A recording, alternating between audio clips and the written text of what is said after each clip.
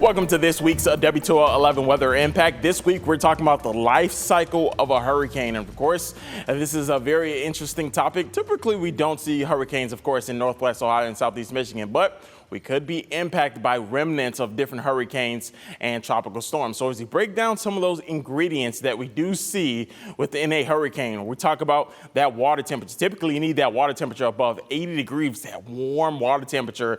And with that, you also need some converging winds that force that air up to kind of make that formation of a hurricane. But also, you need abundant amount of moisture with that hurricane as well. That's typically where you see tons of moisture, humidity along the equator. That's typically where you see those hurricanes form out into the southern Atlantic. Now, of course, you do need also those upper level winds to blowing in pretty much the same direction to face that direction, that rotation you do see within a hurricane or tropical storm. Now, when we talk about a hurricane, this is something you may not have known, but different areas of the hurricane are actually weaker and stronger than the others. Now, as we talk about the left front, typically you see those medium to moderate winds, but typically you won't see that storm surge or flooding on the left front of a hurricane. But you go to the left rear, typically you can see that flooding and wind damage.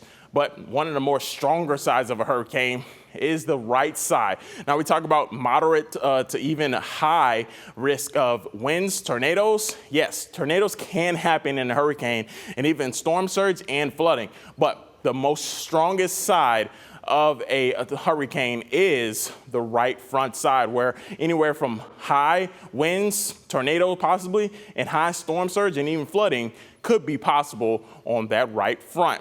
Now, Evan, we can break this down even more. Now, when we talk about the different categories, that's called the Saffir-Simpson scale. And that's how we measure from category 1 to category 5. So typically, that minimum damage you'll see on a category 1, anywhere from 74 to 95 mile per hour max sustained winds. And you could see some siding removed from a house and even power outages as well.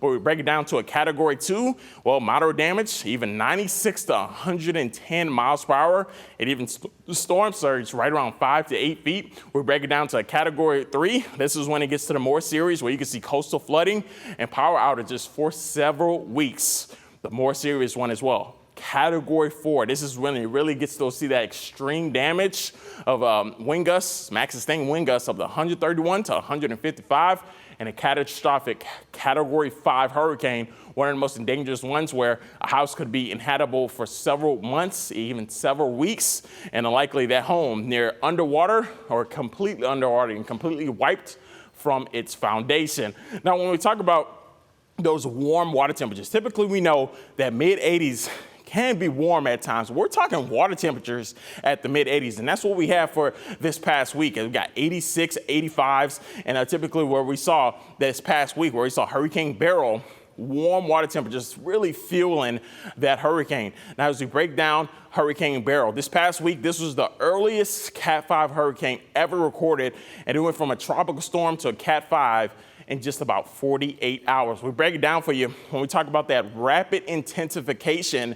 Well, it was a Cat 3 hurricane on June 30th, 8:57. It went from a Cat 4 hurricane just about 4 hours later, and even a catastrophic Category 5 hurricane about 24 hours later, right around 10:50 p.m. So we're talking about just in about a day, it went from a Cat 3 to a Cat 5 and back to a Cat 4 on July 2nd. Now, as you talk about the warming impacts when it comes to hurricanes, we could like to see as those waters continue to warm, more rapid intensification with hurricanes. And we're talking warmer average ocean waters that could really fuel those hurricanes. And even we're talking with Hurricane Beryl this past week, about 2 weeks earlier than the first average major hurricane. And that is definitely a sign of some warmer waters. Now, when we break it down month by month, typically we would barely even see any hurricanes or tropical storms in the month of May, just under average. We're talking June, right under one hurricane, about 0.5 hurricanes and tropical storms in June. We only really average about one hurricane or tropical storm in July, but you really start to see that peak out in August, September, and eventually falls off throughout the October, November, and even December months. But either way you look at it, this past week, Hurricane Beryl, was certainly a true one that broke a lot of records on being the first Cat 5 hurricane, or at least the earliest one we have seen in quite a while. We'll continue to break down more and more climate impacts with hurricanes and even more impacts as we go throughout the next several weeks. I'm meteorologist Matt Willoughby. Thanks for watching this week's Weather Impact.